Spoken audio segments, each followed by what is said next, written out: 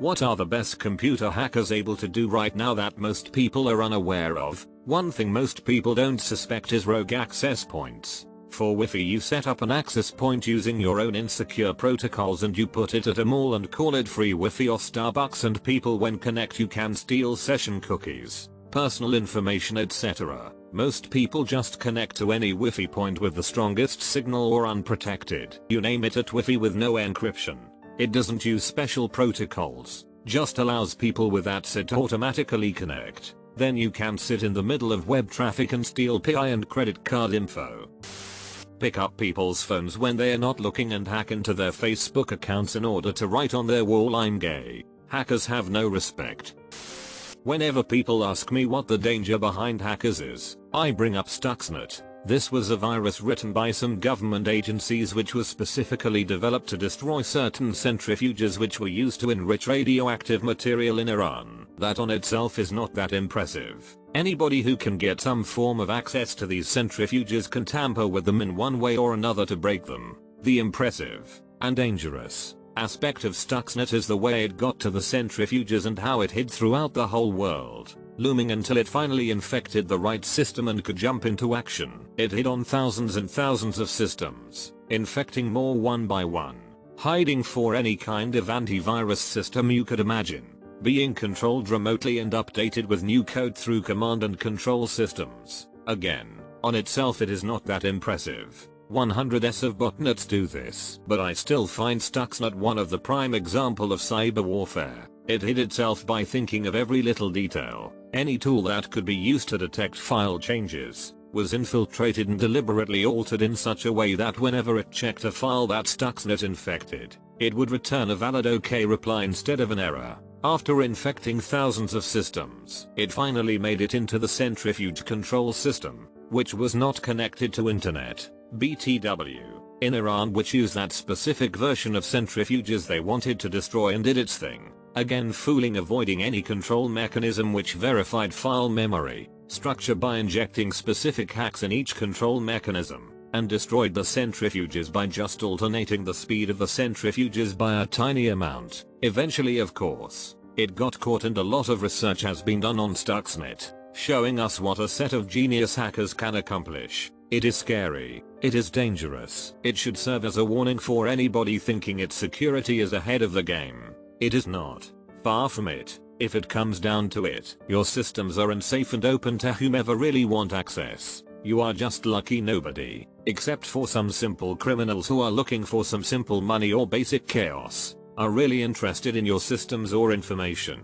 There are several white papers about Stuxnet, for instance the Symantec one, and they are worth the read if you want to be amazed by what hackers can create. That smart refrigerator, toaster, dildo, hackable, and due to space limitations, where the firmware is stored, possibly not entirely fixable. That being said, amazing advances are being made in the field of teledildonics. My father was a vulnerability analyst for the DoD for 2 decades. I remember him telling me of one instance where DoD hackers accessed systems by using the EMF signals emitted from secured network cables that were laying close to unsecured network cables. Essentially, they were picking up the electromagnetic signals that all electronics emit through a cable that was very near it, like a crude radio receiver. What's even more interesting is that not only could they steal data from the secured system, they could transmit signal into the secured system and do all manner of things. I'm not sure how it works, or how much of it is classified, but the DoD has some very sophisticated equipment and methods for hacking. Computer security guy here, typing from phone, so I'll keep it short. Gainful execution writes on your machine from a website by exploiting bugs in the browser or plugins. This can give them access to install malware and other nasty bits. Create exploit kits to do number 1 across all platforms with relative ease. Do number 1 and number 2 from legitimate websites, even YouTube, by buying advertising space on them and embedding their exploit kits in the ads. Easily bypass AV using packing and polymorphic code. Detection is dead, and attackers know it. Do the same as number 1, but from a document, spreadsheet, or PDF. Persist across reformats using bootkits. Propagate into virtual machines. Propagate out of virtual machines. There's a ton more. but this is the main stuff that most people should be worried about.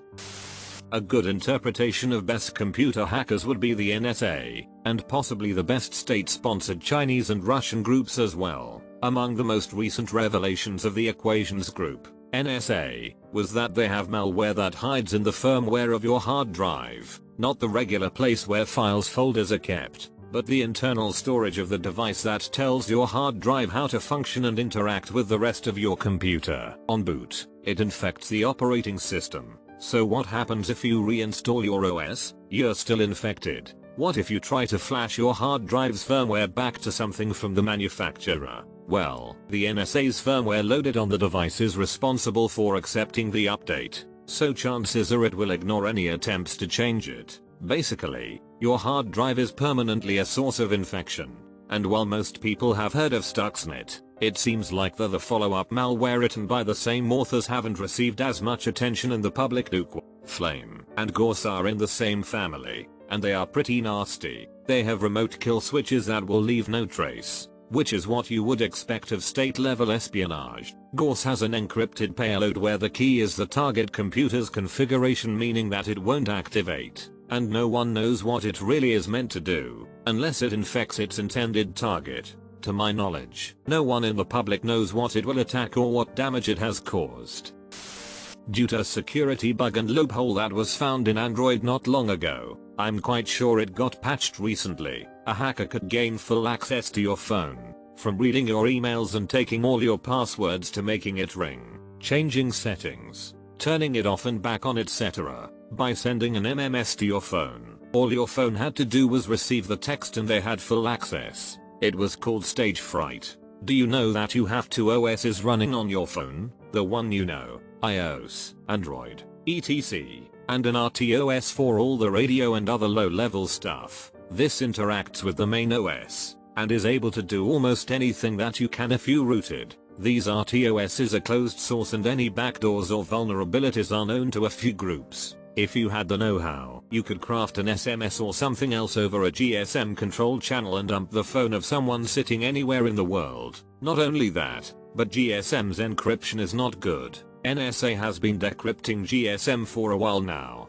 There's plenty of published work on how to crack A5/1 yourself, if you've got the resources. But, you don't even have to do that. Build or buy an MZ catcher, and you have yourself a man in the middle, with your own cell tower. 3G offers better encryption than plain old GSM, but not much better.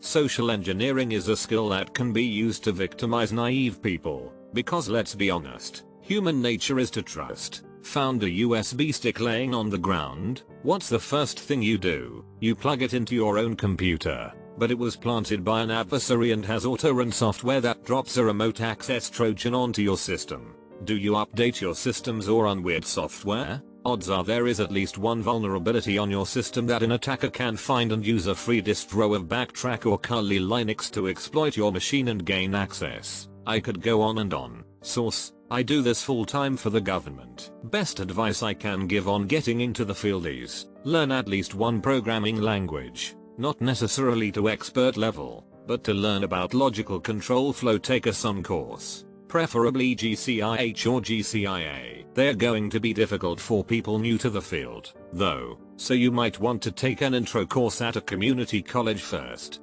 I've been doing this for over 10 years, and adversaries are just getting better and more sophisticated. The best advice I can give, besides buy stock in info security companies, is, if you don't want something digital to be compromised, don't put it online in the first place. Don't store things in the cloud that don't need to be there. Know what your smartphone is doing, such as sending your location. Think like an adversary. What could a bad person do with this plethora of information that is now available in this age of technology? I've done a fair amount of work in cybersecurity consulting, and what I think is far more terrifying than some of the more complex attacks out there is how common some other attack vectors are. So many organizations are completely unsecured and lack even basic protection mechanisms. That scares me a lot more than ultra complex 0 days do. Industrial control systems, power, waste treatment, water treatment, HVAC, etc., are notoriously unsecured by even so much as a password. I firmly believe it will require a digital 9/11 for the US to finally get serious about cybersecurity. I work in the industry and there's virtually no such thing as security standards. There are smart clients who take that seriously, but generally they want their operational procedures to take primary attention over any security options. Security is seen as a hurdle to overcome, not a necessary link in the chain. The problem is you get the business types overriding the decisions of the techs, which should never effing happen, but money talks. Oh, you have a multi-million billion dollar facility? It should be air-gapped with only security cleared individuals allowed in the same vicinity as the control system. But I wanna snoop on the operators after hours from my iPhone. Suddenly the control system has a web port for remote connections to monitor it. SMRT. The Dark Code Radio Lab podcast is interesting and goes into this. Part of it was basically 1. Take access of your computer. 2. Encrypt all your files so you can't access them. 3. Tell you to send money to X place using Bitcoin in 7 days or delete everything off your computer. Hack into public companies. Spy on their upcoming earnings. Understand the stuff you're reading. Purchase the right stock options and make loads of money. It's not what they do, but what their potential best results are, which is big money. It may not be what you wanted, but I think this is more or less commonly done nowadays. I read about this recently. Some people got caught because they were effing morons. Some Russians. I wonder how many out there do it that are not morons.